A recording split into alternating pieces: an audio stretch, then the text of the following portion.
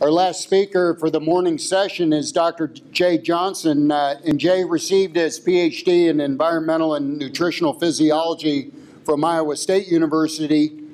He's currently research assistant scientist at the USDA ARS laboratory for livestock behavior research in West Lafayette, Indiana.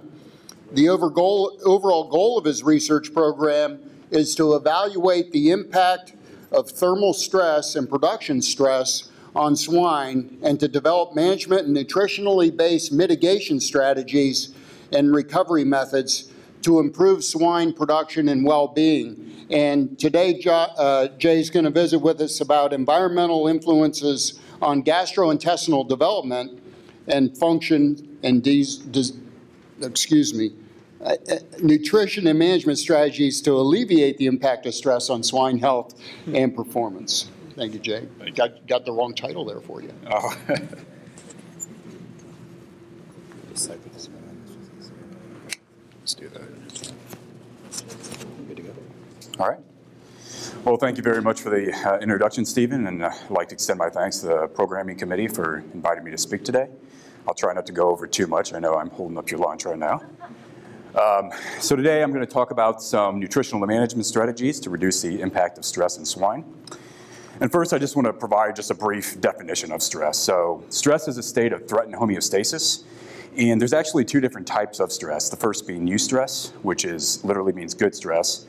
And this was a term coined by Hans Selye to describe a positive response to a stressor. So for example, hunger would lead to feed consumption and growth.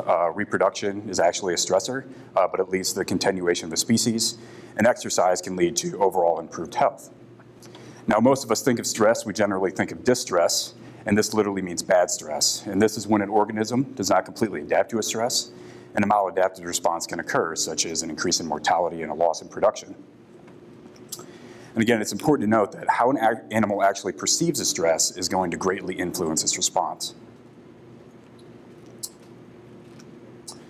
Now, when talking about stress, especially swine stress, I like to focus on these current issues being thermal stress, transport stress, the effects of prenatal insults on future phenotypes and offspring, and then weaning stress.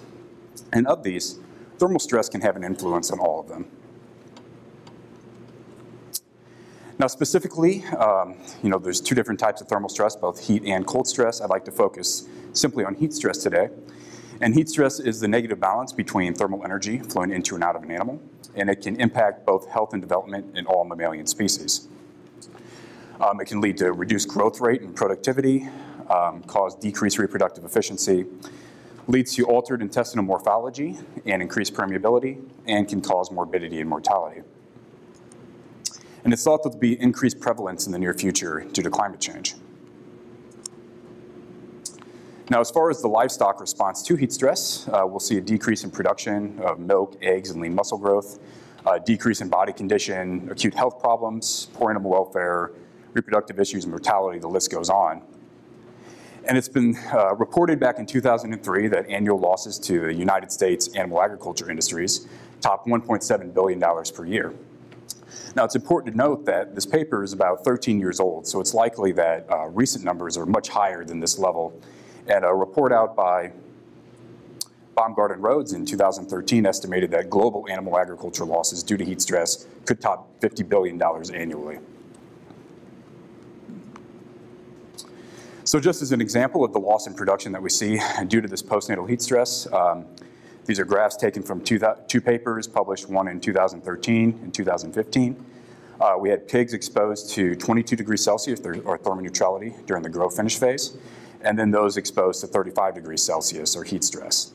And as you can clearly see, our pigs in the blue are the thermoneutral animals, and those in the red were those exposed to heat stress. And the heat stress animals had about a 25% reduction in feed intake, and a corresponding 34% reduction in average daily gain when exposed to heat stress. Very similar response in our study in 2015, a 13% reduction in average daily feed intake, and about a 12% reduction in average daily gain. So this is a very well-conserved response among species even. Now, in addition to the effects of postnatal heat stress, in utero heat stress can also have negative impacts during postnatal life. It's been shown that it can decrease postnatal growth, cause microencephaly, metabolic dysfunction in animals and cause limb reduction effects. And actually, it's been found in poultry unicellular organisms and insects that it can infer thermal tolerance later in life. However, we performed some studies to look at this in pigs, and we actually found that in utero heat stress in pigs would increase body temperature set point during postnatal life. And this was true during both the growing phase and the finishing phase. And so this is just one of the studies that we published on this in 2015. And in this study, we had 2 different groups of animals. They're a group from in utero thermoneutrality in the blue, and a group that was heat stressed in utero in the red. And this is a graph showing their core body temperature, which we monitored using these intraperitoneal implants in the abdomen. And so we actually did a surgical technique, implanted them intraperitoneally, and so we can monitor core body temperature every 15 minutes over the entire study. We then exposed the animals to 3 different periods, a 2-day period of thermoneutrality, followed by 6 days of cycling heat stress, with a break and another 6 days of cycling heat stress. And kind of the take-home message from this graph is that when you combine these 3 periods, our in utero heat stress animals had an average increase in core body temperature of about 0.27 degrees Celsius.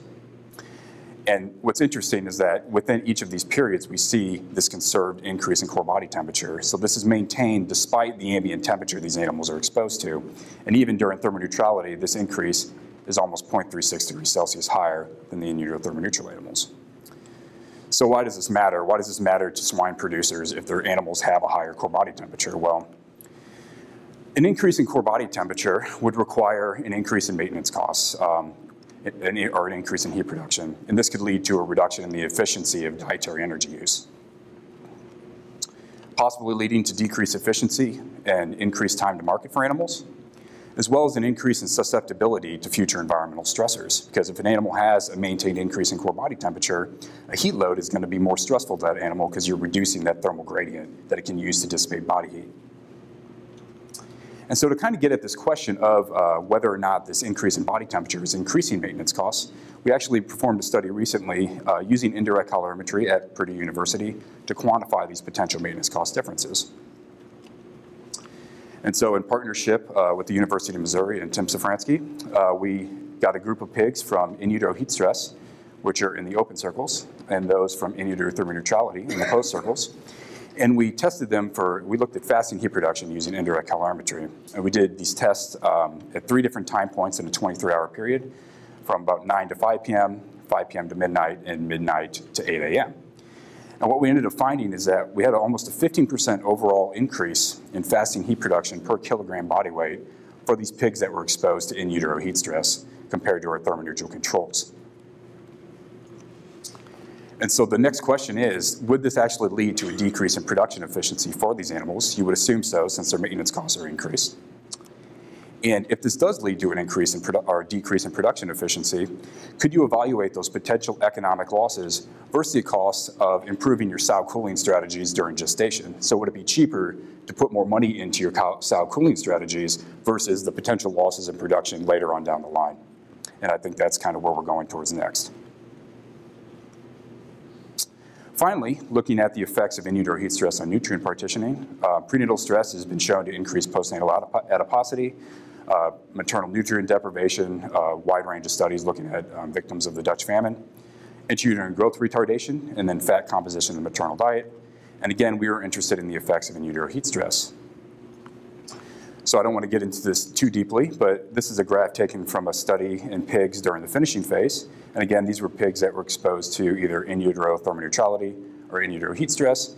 And what we found is that during postnatal life, our pigs from in utero heat stress had a 95% increase in their ratio of adipose to protein accretion. So basically that means for every gram of tissue that animal's putting on, more of that tissue is going to be fat versus lean muscle mass, leading to a decrease in meat production. So to kind of summarize the effects of both postnatal and prenatal heat stress, I like to use a schematic that many monogastric nutritionists would recognize. And so we know that heat stress causes a decrease in feed intake, which would lead to a decrease in gross energy intake, and eventually decrease in net energy available for both maintenance and growth. Now, from what we're seeing with our prenatal heat stress pigs, there seems to be an increase in the maintenance requirement, at least from that fasting heat production. However, from a postnatal heat stress side, the results are kind of varied. We found studies where we're actually decreasing maintenance costs with postnatal heat stress. Others have reported an increase, so we're not really sure. Regardless of that uncertainty with the maintenance costs, we do know that the decrease in net energy would lead to a decrease in net energy available for growth for those animals. And along with that shift from nutrient partitioning to adipose tissue versus protein, we're getting a decrease in net energy going to protein and an increase in net energy going to lipid, all leading to a net loss in the efficient production of animal protein. So I presented all these issues. How are we going to solve this problem? How do we decrease the effects of heat stress on swine productivity and health? Well, there's a variety of heat stress abatement strategies out there, both nutritionally and in management. From a nutritional standpoint, we can increase the energy density of the diet by increasing the fat content. Recent studies have shown that insulin action can enhance heat stress adaptation and survivability, so perhaps improving insulin sensitivity through the addition of chromium and lipolic acid. And then improving gut health by including supplements such as glutamine, zinc, and betaine can all be ways to improve the health of pigs during heat stress events. As far as management procedures, making sure that you have air circulation and sprinklers during these heat load events, reduce your handling and restraint during the hottest times of the days, using proper ventilation within your barns, and then of course avoiding mixing and social stress during times of high heat load. So recently we've been interested in looking at the biological impact of cooling on pigs, so looking at different cooling strategies that we can use to improve health down the line. Because we know that heat stress is going to happen no matter how many management strategies or nutritional strategies you put into place, pigs are going to be heat stressed. So we published 2 papers recently in Livestock Science and the Journal of Applied Physiology, looking at the differences between rapid cooling pigs after acute heat stress versus gradual cooling. And so these studies were based on our preliminary study by Sapelka in Livestock Science. And this is just one graph taken from that study looking at GI tract temperature. So what we did is we had 15 gilts, and we exposed them to do 2 different periods, 30 minutes of very acute heat stress, 37 degrees Celsius, and then we immediately put these animals into a thermonutrial room at about 21 degrees Celsius. Before the trial started, we gave them an oral bolus to look at GI tract temperature we wanted to see what the temporal pattern of that reduction was. Because based on normal literature, rectal temperature, intraperitoneal temperature, when you cool an animal off after heat stress, those temperatures will go down.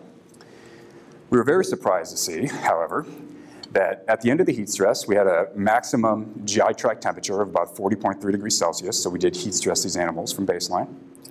However, when we put these animals in the thermoneutral conditions, instead of going down like we'd expect, their GI tract temperature actually went up by about 0.2 degrees Celsius on average. And if you look at that maximum increase, it increases by about 0.3 degrees Celsius at its peak. Now, this is when animals are in 21 degrees Celsius. So why is this happening? Why is it that their GI tract temperature is continuing to increase even though we're putting them in thermoneutral conditions? And what are the potential health consequences of this due to this rapid cooling? Well, we decided to follow up on that study. This one was published in the Journal of Applied Physiology. I just want to briefly go over some of the methods. So in the study, we had 2 different rooms, a heat stress room, which we kept at 36.5 degrees Celsius, and a thermoneutral room, which was kept at about 20 degrees Celsius. We used 3 different treatments, a thermoneutral group, a heat stress plus rapid cooling group, and a heat stress plus gradual cooling group. So what we did is we had a 6-hour period, and during our heat stress period for 3 hours, our thermoneutral group remained in thermoneutrality for the entire 6 hours, so 3 hours in thermoneutrality, followed by another 3 hours during the recovery period.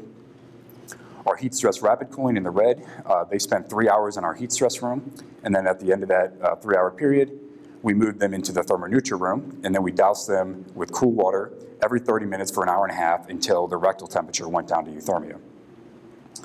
We then had a gradual cooling group, which we kept for, again, 3 hours in the same heat stress room, except instead of moving them into thermoneutrality, we kept them in that heat stress room and simply dropped the temperature by 5 degrees Celsius until we reached thermoneutrality in that room, so very gradual cooling.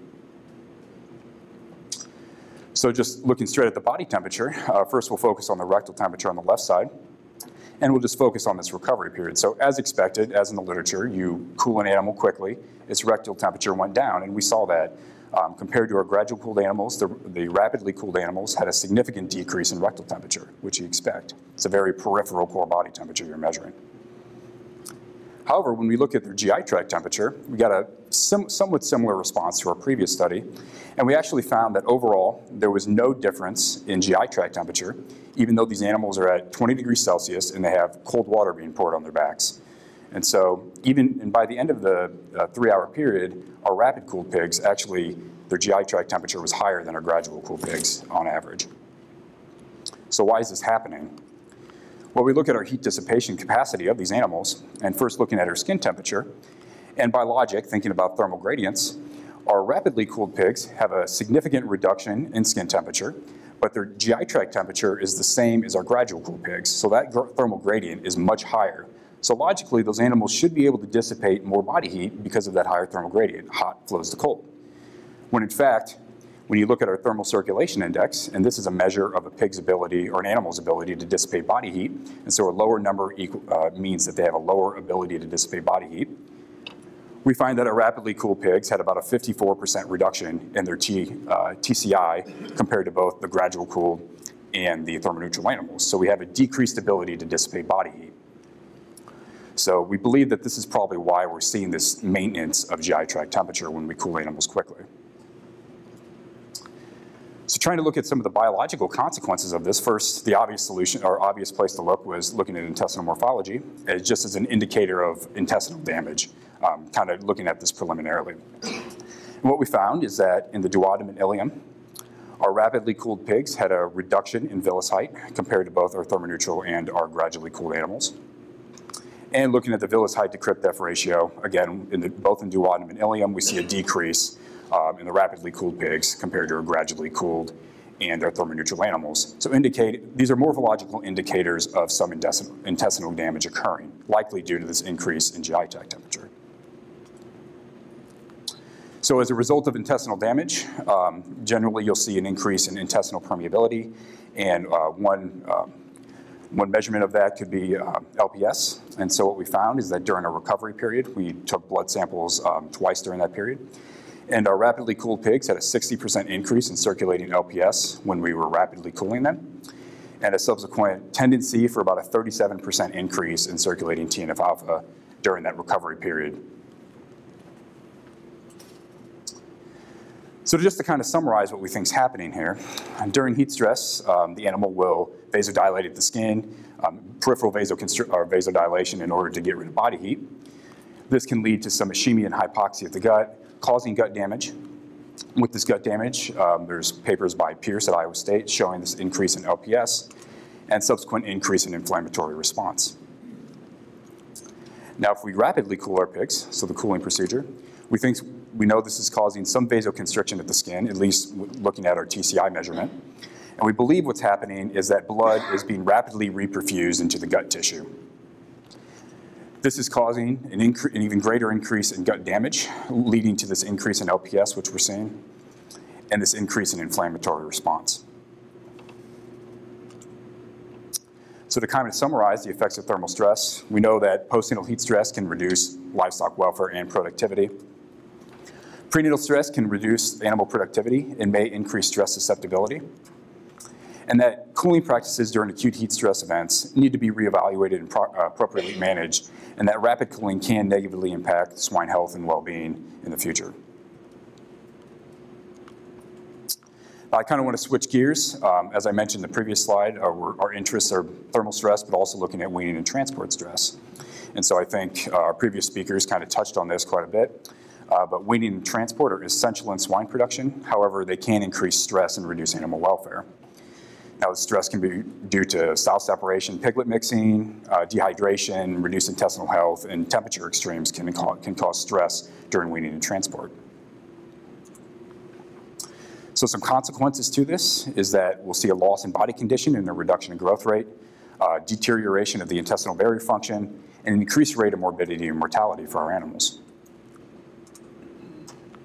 As far as management procedures to reduce the effects of weaning and transport stress, if possible, avoid early weaning. It could reduce long-term health compared to traditionally weaned piglets. Keeping litter mates intact, maintaining group sizes at 20 or less pigs per pen, daily cleaning of nursery pens, and providing environmental accommodations such as maintaining thermoneutrality and reducing drafts. As far as nutritional management, it's thought that the primary cause of post-weaning stress is that drastic reduction in feed intake. And so in order to stimulate feed intake, hand feeding several times a day, phase feeding, which is broadly adopted by the industry in order, based on age and weight, to gradually adapt that GI tract to these simple starch-based diets, and then adding milk replacer or water to starter diets can all help. There's also a variety of dietary supplements out there that can improve swine health after weaning and transport, including protein sources, can improve stomach barrier function. Probiotics have been shown to stimulate immune defense, prevent pathogen adhesion.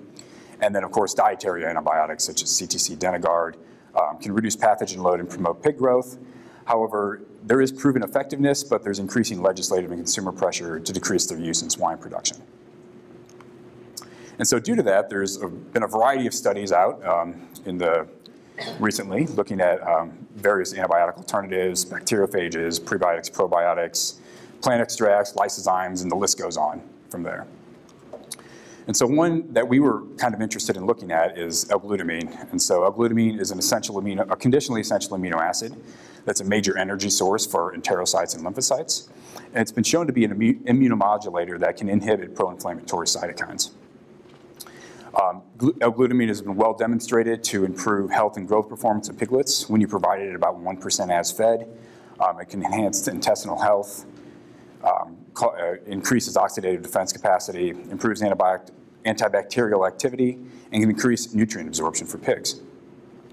However, little is really known about its effects when you feed it at cost-competitive levels compared to dietary antibiotics after a stressful event. So including L-glutamine at 1%, we did the cost analysis, is almost 2 to 3 times more expensive than feeding dietary antibiotics. But when you feed it at a cost-competitive level, will you get the same response? And so briefly, we performed a study last fall using 60 mixed-sex newly weaned piglets. They were weaned at approximately 19 days old. For our stressor, we used weaning, and then we actually did simulated transport for this preliminary study. And so for simulated transport, we actually built miniature trailers without tops so we could observe the pigs. And after weaning, we loaded the pigs up into the trailers. We used 2 fans at 45-degree angles to simulate the air flow through the trailer. And we kept these pigs in there for about 12 hours and withheld both feed and water.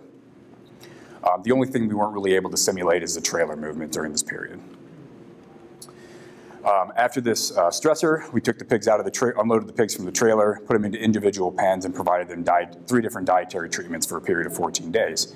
The first being our dietary antibiotics, which will be A, and this was just a simple CTC Denagard treatment. The second diet was our no antibiotics, or NA, and our third diet was our glutamine diet, in which we fed 0.2% L-glutamine as fed. A few measurements, for production measurements, we measured body weight daily, so we weighed these pigs every day during the 14-day period, monitored feed intake daily. For behavior, we looked at sickness behaviors, lethargy, treatment for illness, fever, as well as feeding behavior of the pigs. And then at the end of the 14-day period, we euthanized all the pigs and looked at intestinal morphology. So getting into the results, first our feed intake. We found that overall, during the 14-day period, our 0.2% L-glutamine treatment increased feed intake by about 60% compared to both our antibiotic treatment and our non-antibiotic treatment. And this was really evident by about day 8 through day 14 of our trial.